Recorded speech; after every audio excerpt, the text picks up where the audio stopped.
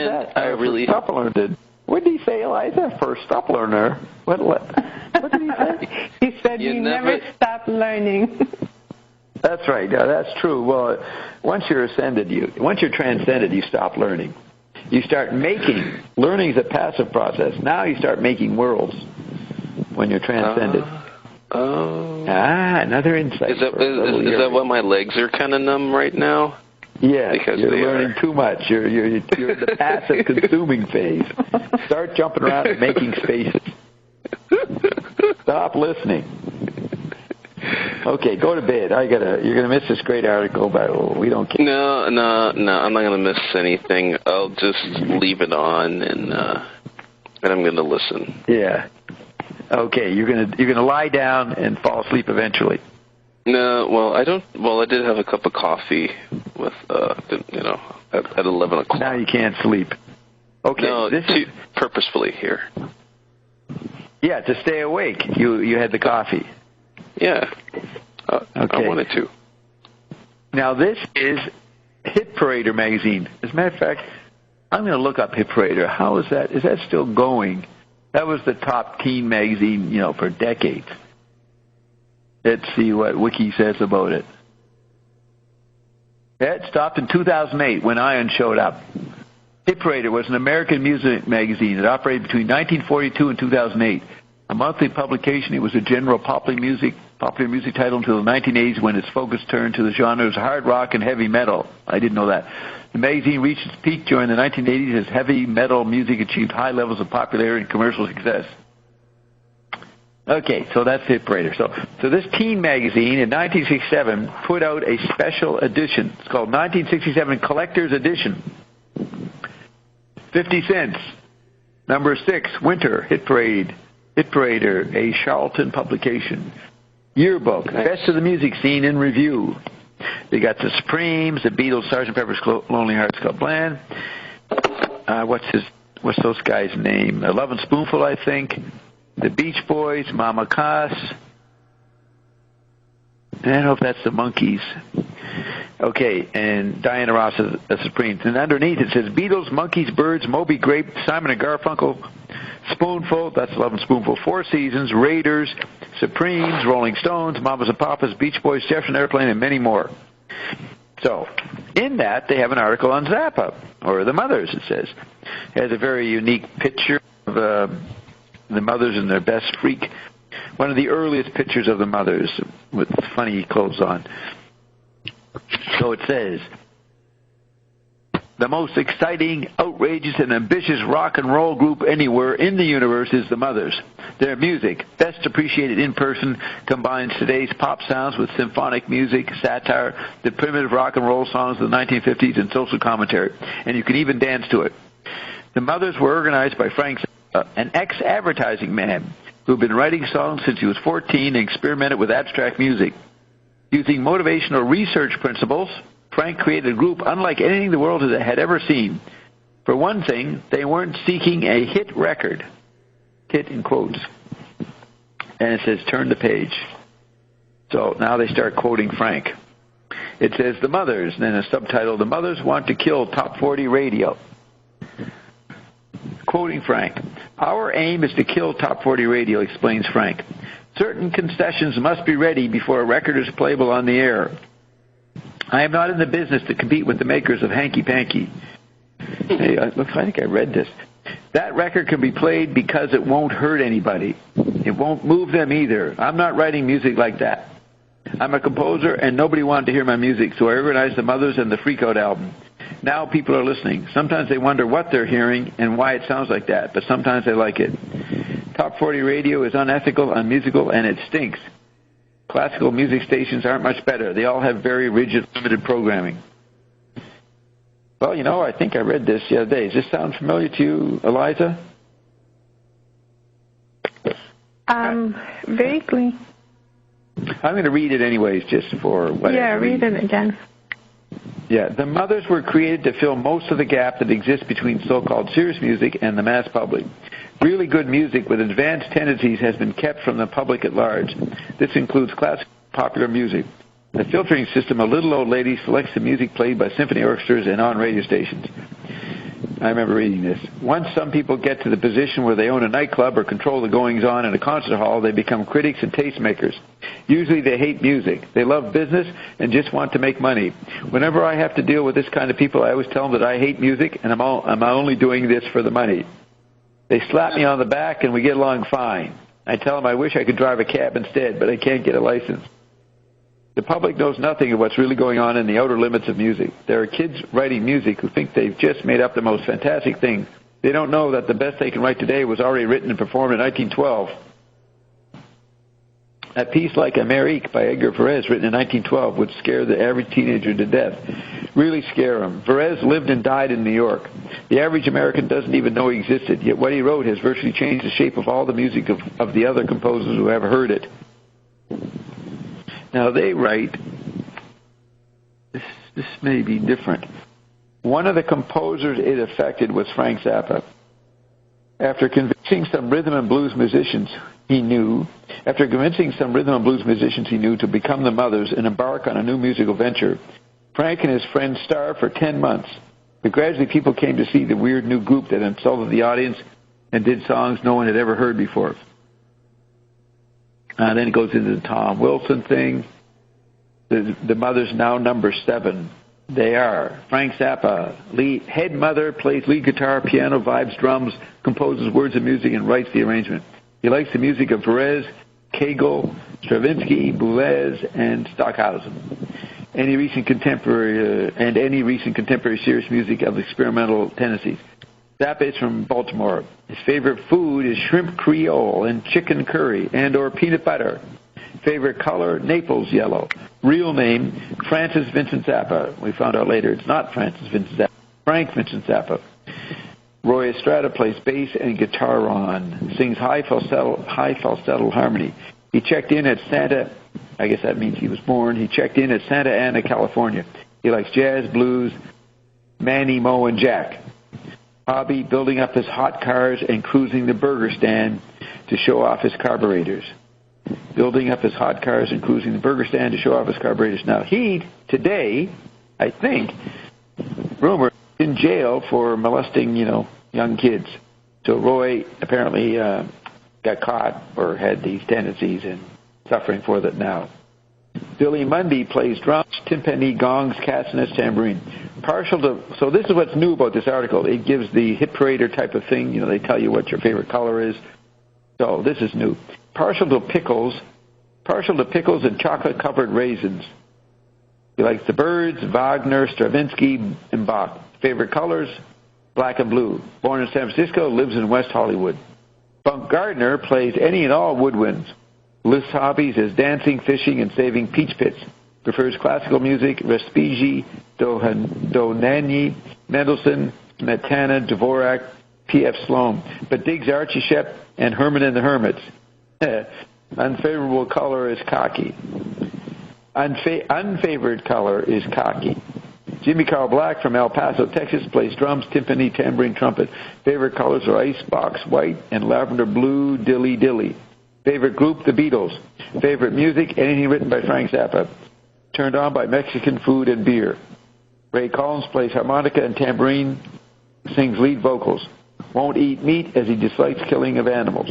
Digs the blues and the Beatles. Hobby is painting. Favorite color, nuclear magenta. Don Preston plays piano, harpsichord, organ, string bass, gongs, chimes, other instruments he builds himself. He's from Flint, Michigan. Eats macrobiotic foods, carrots, and coconuts. Thinks Miles Davis is a groove. In the contemporary music bag, which is smaller than a suitcase, he cites Varese, John Cage, and Morton Feldman. Most rock and roll albums cost around $5,000 to record. Freakout cost $21,000. It was released as a 2-record set, selling for the price of one. The word spread through the underground, and the album turned up on the bestseller charts. Not many groups can have a hit album without getting a hit single first. Frank put his knowledge of motivational research into the album cover. He says, Frank says, the Freakout album was distilled and packaged very purposefully to sell on site. And then Frank asked the question, when in the history of teenage music has an unknown group come out with a 2-record package that looked like that? Asked Frank.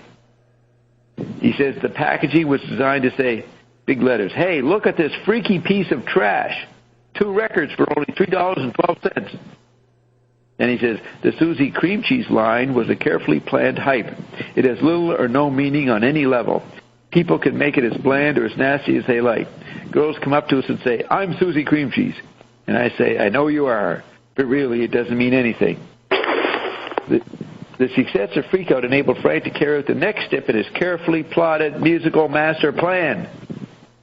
Our second album, called Absolutely Free, is not exactly rock and roll. It's an oratorio. I don't think this was in a previous article. Each member of the group sings a character part. There are about 8 songs edited together in a continuous piece of music presenting a panorama of life in America today. There's a section about 10 minutes long about a man in a city hall who has a fetish about 13-year-old girls covered with chocolate syrup. The result of this is that he makes bad laws. There's also a song about vegetables. People don't talk to vegetables enough, Frank says. The packaging is more tasteful, I guess he means, than Freak Out. It's closer to what the music is really like. The cover resembles a movie soundtrack album, sort of. The cover resembles a movie soundtrack album, sort of. So the journalist says, what can the mothers do for an encore? Zappa told us he wants to stage a Broadway musical science fiction horror story based on the Lenny Bruce trials.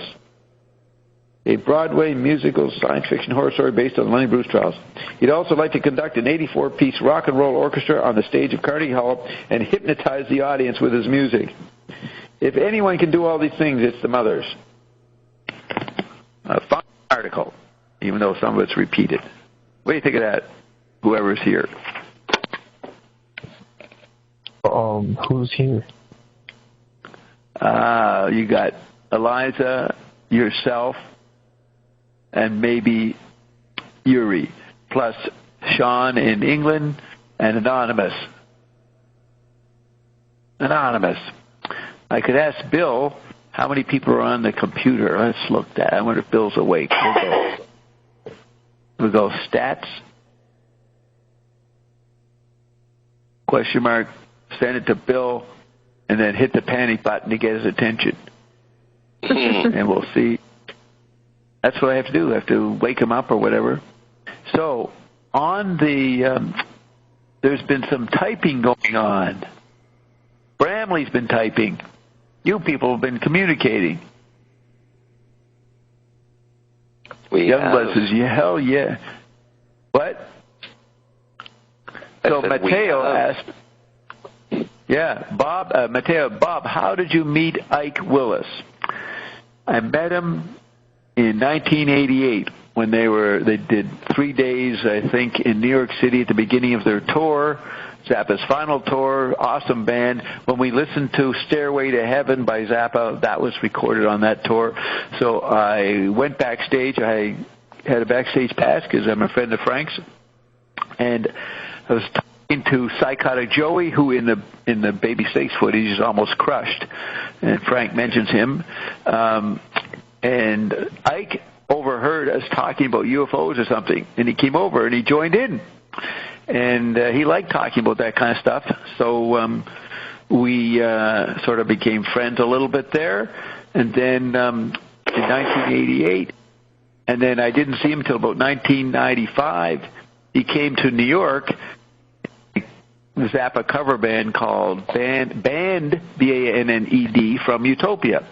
And I went backstage and reminded him of myself, and we hit it off again. He introduced me to the other guys. We talked for a while, and then that's 1995, and it took another 13 years. No, about 2005, maybe 10 years later, he came to New York and played in his Project Object Zappa cover band, and I spoke to him there outside the club before the concert, but I didn't remind him. I don't think I reminded him that we had met in 95, 13 years before, or 10 years before. Just talked to him. Then he talked to some other people, and I went into the club and watched him perform. And I think I saw him there in 2000. Bob Marshall came with me 2002 or 3. We saw Ike Willis at the Hard Rock Cafe in Times Square. I don't know if I talked to Ike at that point. Then I talked to him only because I bumped into him a couple of years later as he's sitting outside the Kitchen, I think, downtown Soho area. I think it's called the Kitchen, not the Kitchen Factory, something called the Kitchen, I think. But I didn't remind him much of our past, or if I did, it wasn't of much significance. But then... Kitchen? No, not that place. That's over on the upper Midwest side. This is down below Soho. And so then that's not 2005. So 6 years later, in 2011, I go to East Germany and go to the Zappa Nally, 3-day Zappa festival. And I don't know, a couple of days into it, I'm in the little dining room cafeteria where I eat. And I sit down beside some, and then a bunch of other people sit down, and then all of a sudden I see Ike Willis is sort of 4 people away from me, sitting there talking to somebody. So I started talking about something, and it got Ike's attention. And then I said something, I think, about how Frank was murdered, and he goes, yeah. No one had ever agreed with that, and I ever heard, especially a friend of Frank's or a band member. So we talked, in front of 4 people, back and forth, and had an exciting conversation. So that's when he gave me his phone number. Oh yeah, and then that's first week of 2011, and then I go back to London, and I see him playing in London a few weeks later. It might have even been a month later, and Sky God Sue was with me. And we go see Ike, and then we talk to Ike. I introduced Sue to him after their performance in this small club.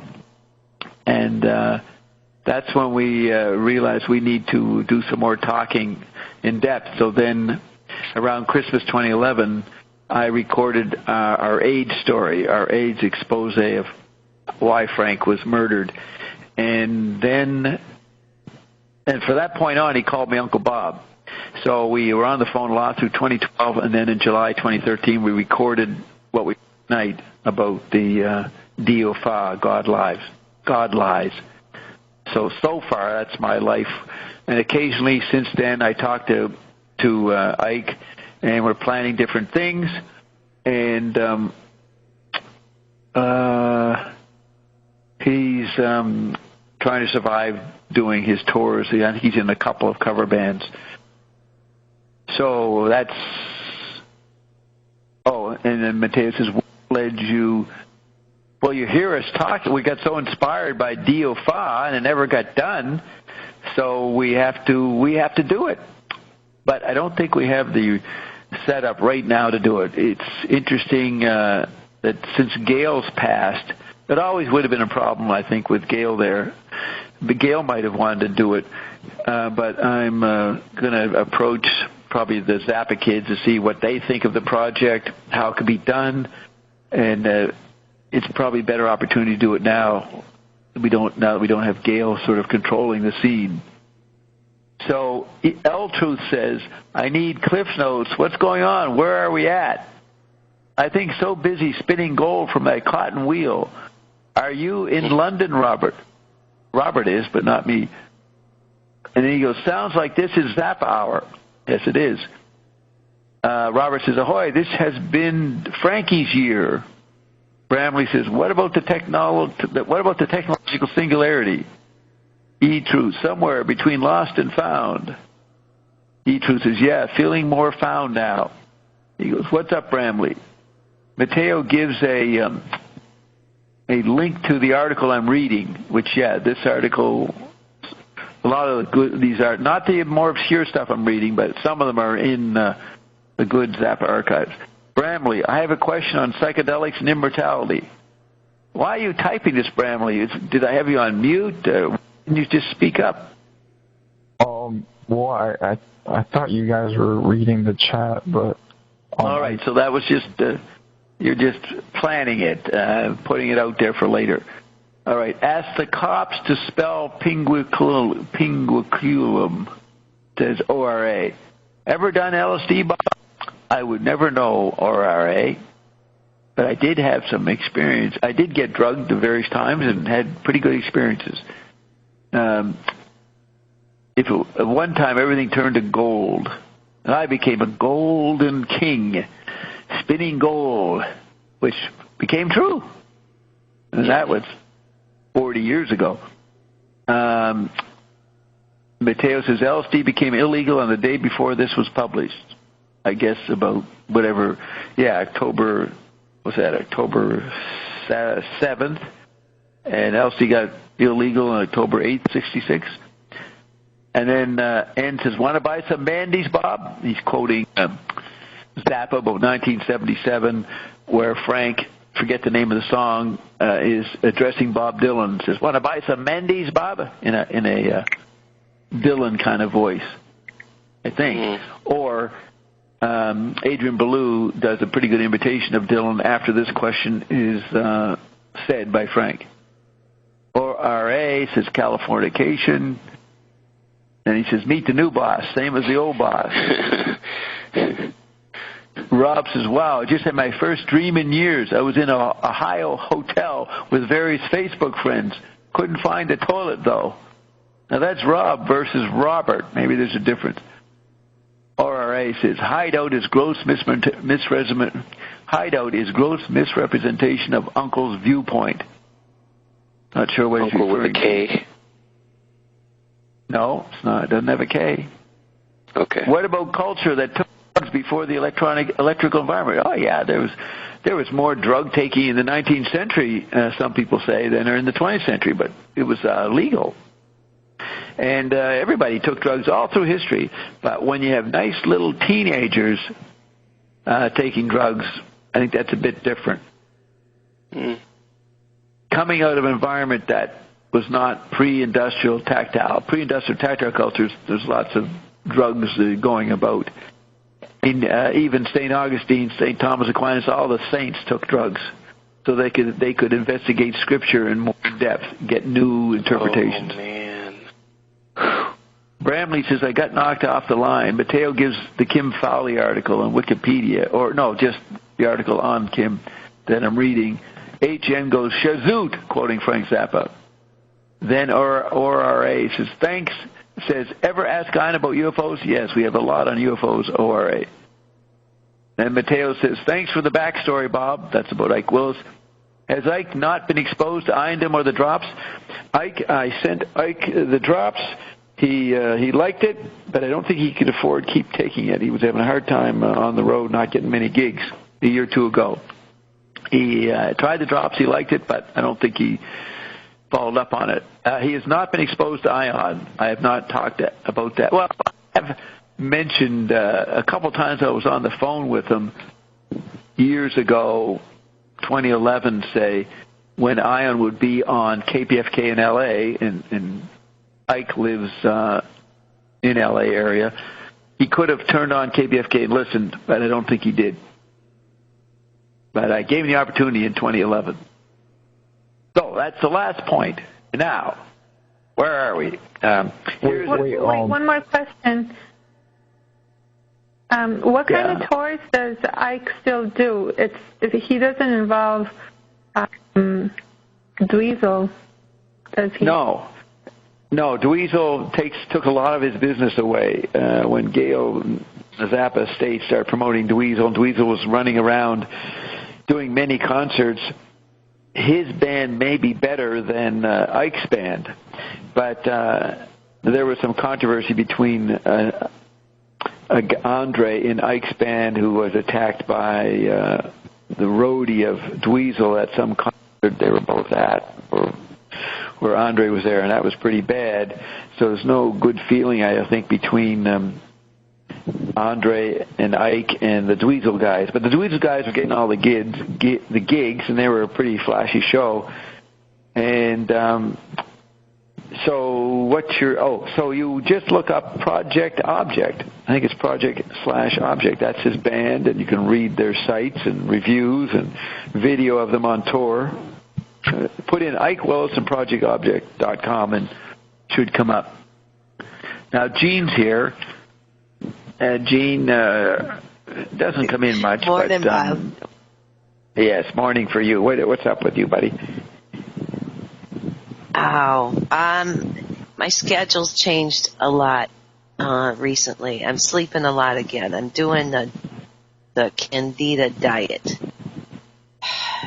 Is that something Carolyn recommends?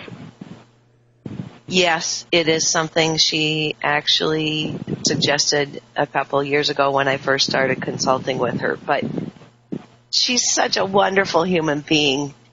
She encouraged me to be patient and not to do it right away because it's a big deal. You can't eat anything. And so you're doing that, and that makes you sleep a lot. Yes, my body's kind of bipolar. My physical body is bipolar, very up and down. I'll have bursts of energy, and then I'll become exhausted very quickly. And then on the diet or before that? On the diet. Yeah. I've had issues with energy, ever since I found you guys, or before. That's the reason why the drops and everything have made such a difference. And on this diet and taking all the stuff, which is really, really helping, but I now get why she talks about it so much, because it is a challenge and it does affect your energy level. Well, how's that? And she talks about it. That doesn't explain talking about it so much. On the health call, she's spent quite a bit of time. Well, she advocates it. Yes. And she talks in the health call about the problems of doing it. Just this summer, it's come up a lot, and I don't know. I don't know if it's because there's a lot of people, calling in, or that's a trend they're seeing in. Well, she has talked about it. She does talk about it, but you're implying that she's talked a lot about the problems that you're experiencing, the inconveniences or whatever. I don't recall her talking too much about the effects of it. You're saying she tells you to be careful about it. There was a blog about emotional, I can't remember the title, something about Candida and emotional issues. Maybe because I'm focused on it, I heard more than you did in the calls. But looking at it. It's also daylight savings time, and that really changes, has an effect on my body, where I'm ready to go to sleep at 6 o'clock. Yeah, while Zappa was in New York City. Listen, while Zappa was in New York in the summer of '67, he formed an advertising company, and an ad he made for Hagstrom guitars. It shows Frank standing there quite aggressively looking at us and holding a guitar with the arm of the guitar coming towards you. And then the other mothers are all in a group behind him on the floor. But this thing that's stretching you, the neck of the guitar, it has these big words beside it: long and slippery. Long and slippery sounds penal. That's a great way to wake up. In bed. What? That's a great way to wake up. And then it says the mothers like have mentioned underneath. To me. Intestines? Yes. Yeah, that's the yeast thing. So did you want to bring something up, Gene? Well, now, did I hear that you played the recording with Ike Willis where you described to him? Yes, is that probably on Bobfest? Yes. Yeah. Yes. So you know that's going to be a lot of fun to hear again. I remember it from Bobfest. Yeah, it's really good. So I'm not going to ask you if that might be one of the projects on the back burner that you and Ike have been talking about. You're not going to ask me about what he hoped to do. No, don't ask me about it. I don't talk about it. Okay, got it. Okay, so I'm just looking through my notes. I think I think we're finished with Frank. Geez, the last show was 12 hours. That's a bit much for people, right? What happened in the beginning of the show? You played music for a couple hours? Music for 2.5 hours. Then we talked for half an hour, and then we did Ike Willis, and then now we've been doing Frank Zappa, the Frank Zappa hour.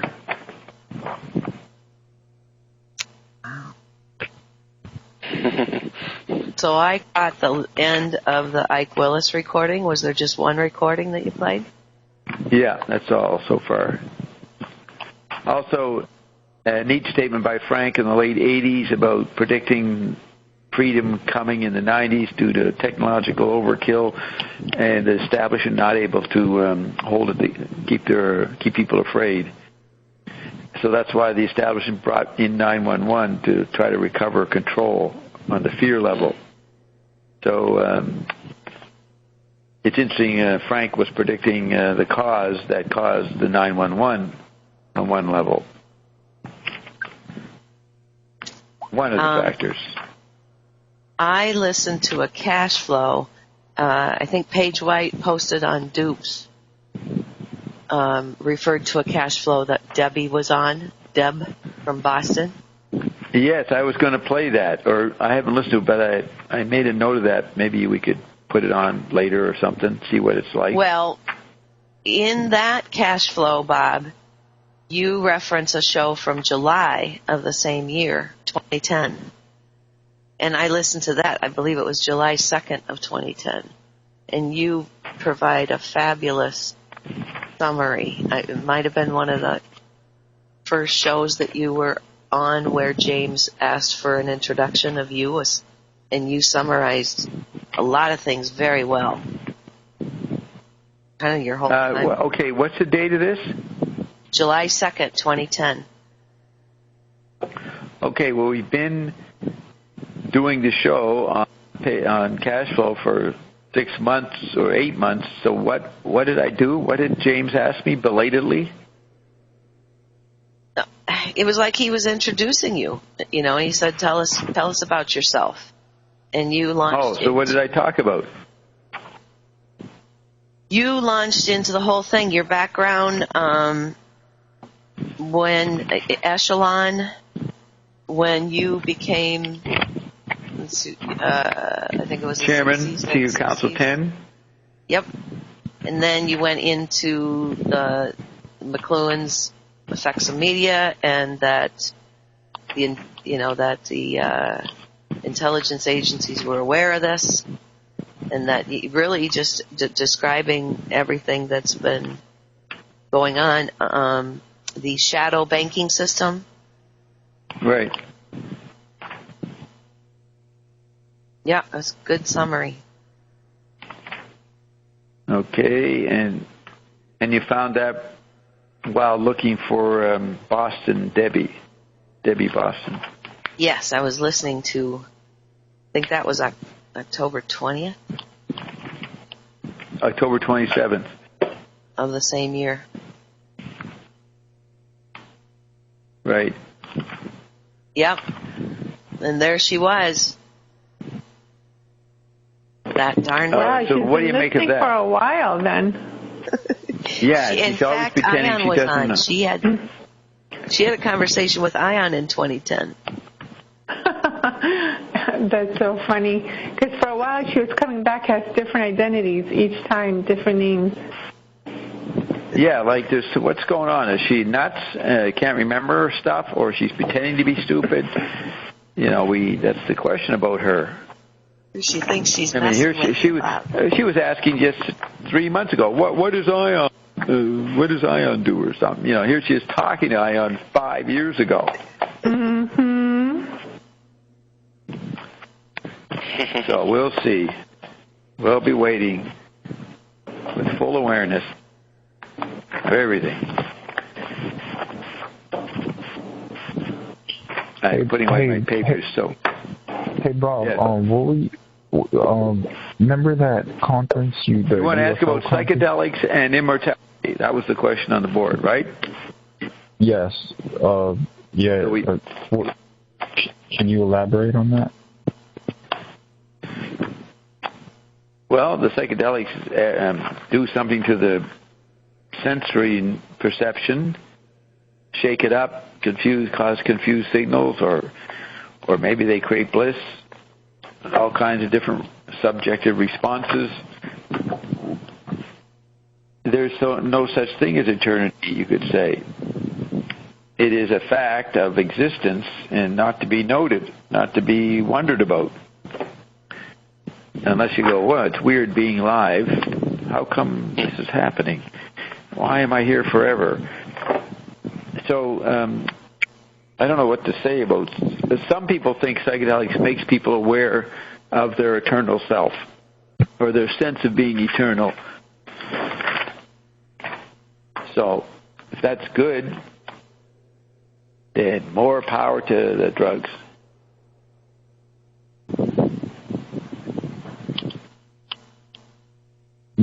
What about the much to say? Okay, I don't know if you're aware of. Well, what do you think of it? Let's figure out what you say about it. What do you think of psychedelics and immortality? Well, I think there's a lot of studies to be done, more research. Well, how do you do that? I mean, you're already eternal. How do you study it?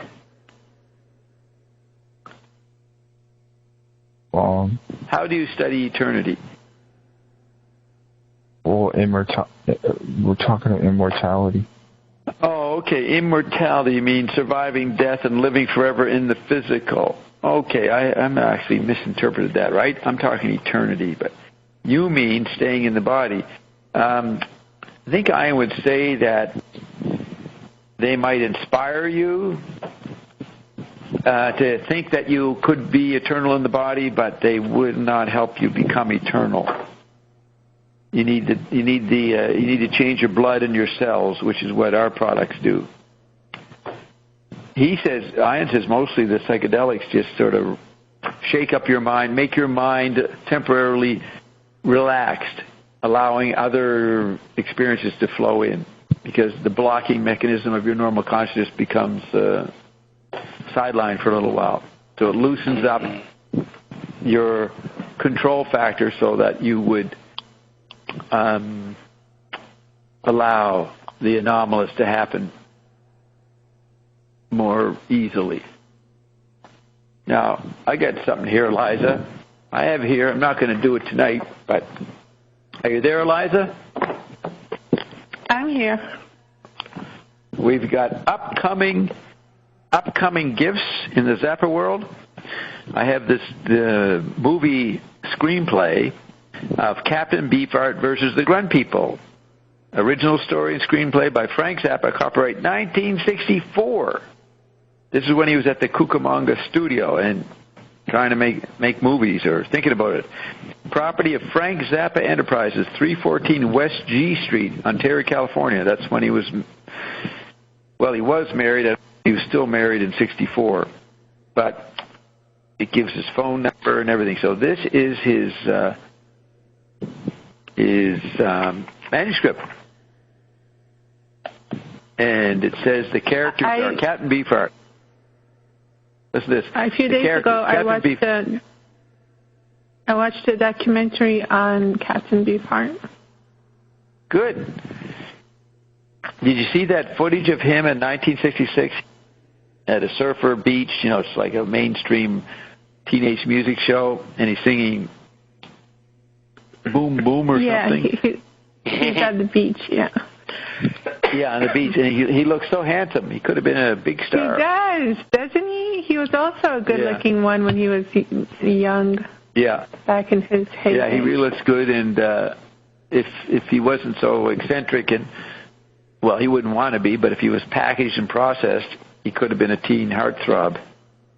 Yep, I totally agree. Right. So the characters, it says Captain Beefheart, a sort of narrator who is magic. Now, Beefheart later forms a band called Captain Beefheart and his Magic Band. So then it has Sue, which is actually his mother's name. It says his mother. Then Glenn, his actual father, Glenn, his father, who was a bread man. And it says Billy Sweeney. I don't know if that's a real person. An old janitor. Cecil Sweeney, his nephew. Larry Fanoga. It says he still likes ponies. Johnny Smith, a corn-fed astronaut. Senator Gurney, he works for the government. Celestia, a queen from the moon with green skin. And then the king of grunts. That is what his followers called him, the king of grunts. And the play is called Captain Beefheart versus the Grunt People. Also, there's a newscaster, first grunt, second grunt, 9 other grunts, 9 other green girls, a baton twirler, and 2 missile technicians, and a 7-piece youth band, supported by a large crowd. Now it says in the first pages, a Happy Valley sign and surrounding landscape. That's what Zappa had on his studio in 1970. Dr. Zircon. And Happy Valley scene or lab or something. So we have that manuscript, and then we have another. Oh, this is what is this? Another version of the manuscript, maybe different version.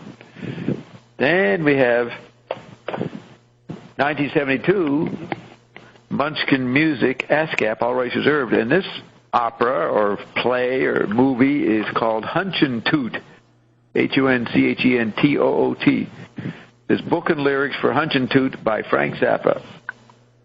So, might be interesting to read through those for their obscurity. Have to see if they're online someplace. Maybe they are known. Someone has done something with them. But I think I looked up something, Captain Beefheart versus the Grunt People, and it wasn't around, but I thought, well, it's copywritten. I think Gail would have made sure it wasn't available. It's Frank's property. So, what do you have at? Isn't that exciting? These artifacts? Yep. We're looking for conceptual continuity. Okay, so conceptual continuity. Yes. Now, Gene, before I take a break and play some Zappa music, would you like to say something? Or is it Bramley still got more questions? Oh, yeah. So Raymond Kurzweil commented on Marshall McLuhan in his book called The Age of Spiritual Machines. Yes, that came out a long time ago. I didn't know that. What's he say? Well, he just mentioned him in his book. He just said Marshall McLuhan, like media ecologist. But do you have a comment on that? No. I don't know what he said. Got to know what he said. Well, he was basically extrapolating on what Marshall McLuhan said on technology. Yeah, but McLuhan said many things from many different angles. You'd have to see what aspect. If he's quoting on McLuhan, the medium is the message. The most general definition of McLuhan's stuff is media are extensions of our bodies. So if he's commenting on that, that would support his idea that machines can come. He could use that quote or that idea to support his idea that machines will become spiritual. But it would be probably sounds like just a very general statement. And I don't know if McLuhan would agree with that. He does say television is the highest decibels of consciousness, but people weren't aware of the changes and didn't have the vocabulary to figure it out, and so they actually led into an apocalypse. That's what McLuhan said would happen, an apocalyptic time we'd be in, because people didn't recognize what TV was. So TV is a spiritual machine, as McLuhan defined it.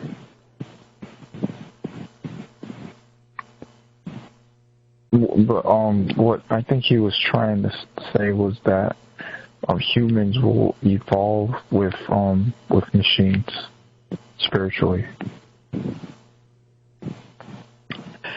Well, that's McLuhan didn't agree with evolution. He wasn't a Darwin. Didn't believe in Darwin. He said evolution was done by technology. So, on a general level, if that's what Kurzweil's saying, McLuhan's saying the same thing.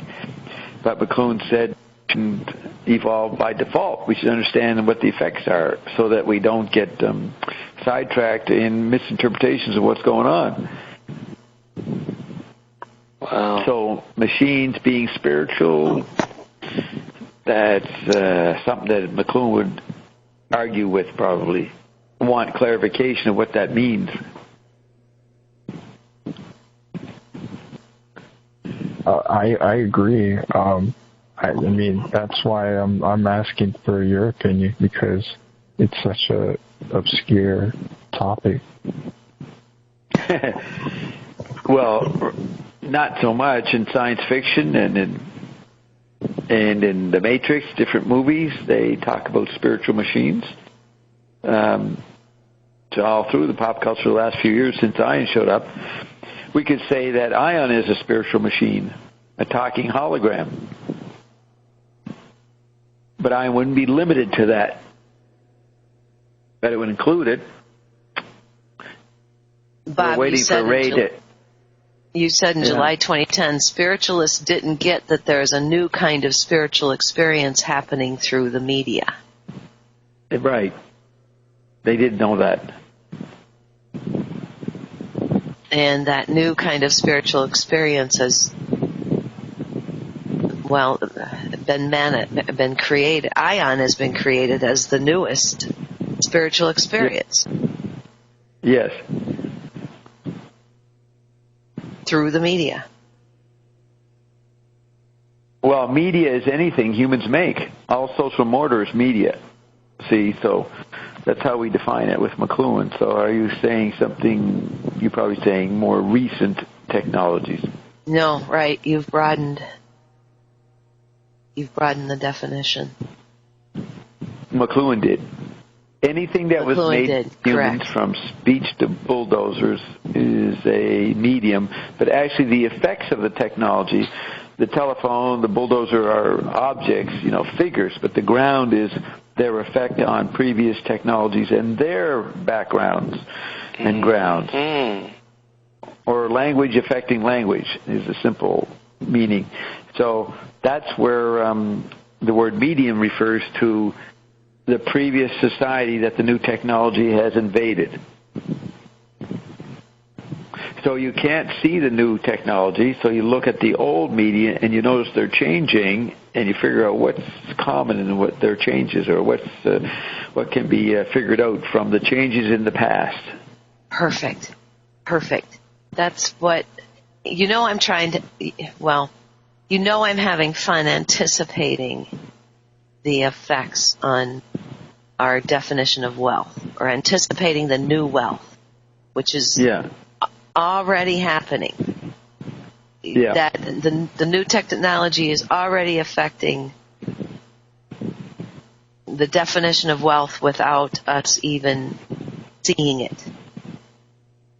And in July, I took some notes from this July 2nd. Hey, you know what, Gene? They see it in terms of they see it affecting themselves and past media, and that's all they see. They see that something's afoot. Yes, this is a great example, Bob, because you always say that information is relatively cheap. Now, from my experience in my age group, I've seen it cost more and more money. But I'm going back to the 60s when the telephone was free and the TV was free. Absolutely, my parents probably paid a pittance for the phone service, and TV was completely free. You bought the TV and plugged it in. And it does require going back, because in this July 2nd cash flow, you summarized that. And you talked about the effects of the radio environment first, that information was for free. So the elite knew, the elite saw everybody getting what only in the past the privilege received, that kind of luxury. Yeah. Yeah. But I did have a better perspective of the whole thing when I looked at it from, well, again, your past experience, reaching back in the beginning of the electric age, the electric environment, and all the focus. You focus on the writers of that period because they were trying to analyze the another very huge technological change that only the elite were looking at in that way of, this is going to change our lives. You know, they went from agrarian to industrial, right? Yeah. As a result of as the result of electricity. So not only trying to figure out how electricity was going to change their lives, it was that brought on the industrial age. I'm babbling now, but yes, you do have, going back to the turn of the century and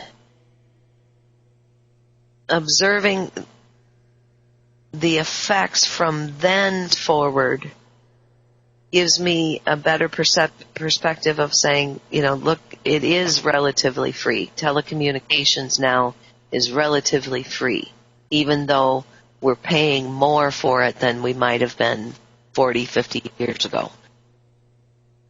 Yes.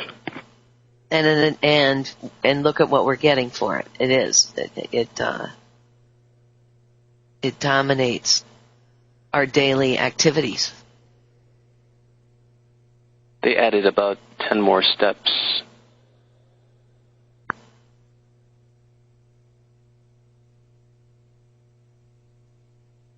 You said that you said that the information was for free and that any kind of entertainment is a learning experience. Any kind. It wasn't just, you know, now we're focused on something being educational. And you said it's all processed by the brain rather than looking at your garden. So your brain's processing all this information. Back then, their choice was to go walk in the garden, or, you know, that's what they knew. That's how they entertained themselves. So the radio was a really big deal. Yes.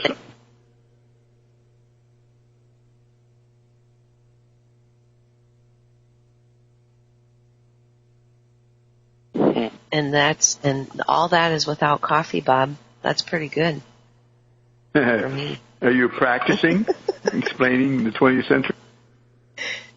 No, it's just, again, like I said, I'm having fun realizing that the new wealth is already here. And finding words for that, but it was very useful to trip across that July 2nd recording. It puts everything in perspective. That's why I'm not going to gush too much about you this morning, but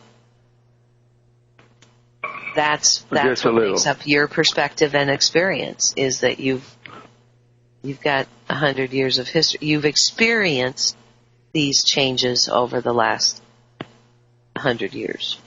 Yeah. So were you a socialist or Marxist in college when you studied economics or whatever it was you studied? I thought it made more sense than capitalism. Say it again. You did what? I thought it made more sense than capitalism. The little bit that I was able to get my hands on. Like I said, I've learned in the last year that there's so much more that I didn't know was even available while I was majoring in economics in an American college.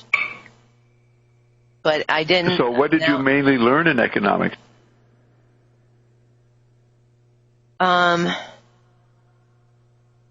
I did not specialize. I focused on macroeconomics and basically economic theory. What I recall is more, I was interested in the different economic theories and I wanted to develop my own economic theory, Bob, because the little bit that I knew that I learned of everybody else's didn't cut it. And that's what's interesting now is, now with the information that I've learned over the last couple of years, it all makes much more sense. There really wasn't an intention to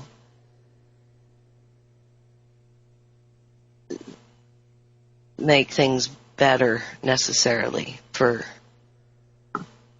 Did you say there were goals, but they weren't the goals that we all think the leaders of the world had in mind necessarily. Well, did we think that leaders had good goals in mind? I did.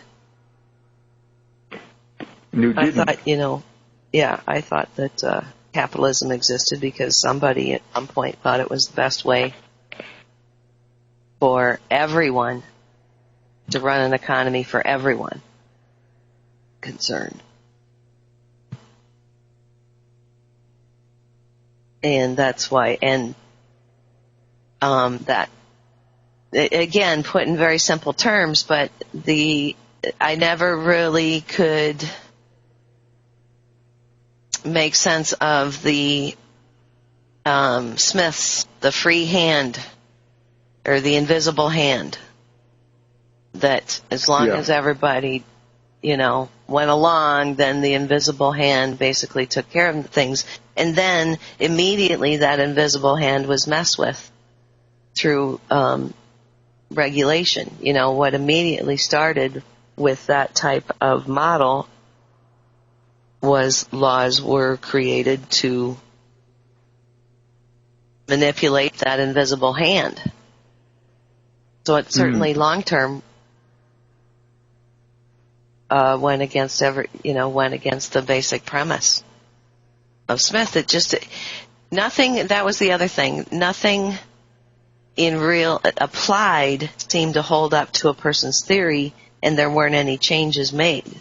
The real life application wasn't adapted in order to meet the goals of the theorist. The theorist's hypotheses. There wasn't any.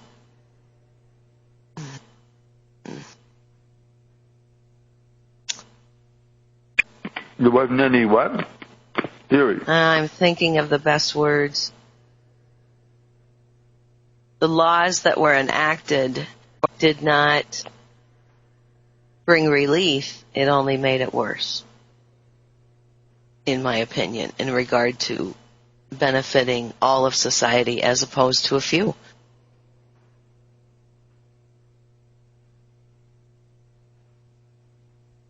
What in your background, why would you as a young woman want to have an economic theory? What drove you into that interest?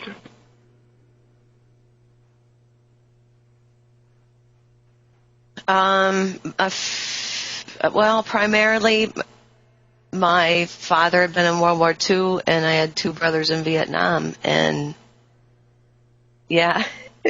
I wanted war to end. I thought war was ridiculous and stupid because my family had experienced, I had a cousin that died in Vietnam, and, just the experiences and the effects of war on my family became... So you're saying you were interested in peace and figured you had to do something with economics to get peace. From a young age, Bob, I just remember thinking, we have the technology and the means to make sure that every person on this planet is fed and clothed and sheltered. There should be no reason why everyone's basic needs aren't met. in this day and age.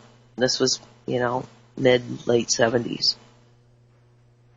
So why? So that's what was your why thinking I took about why that didn't happen?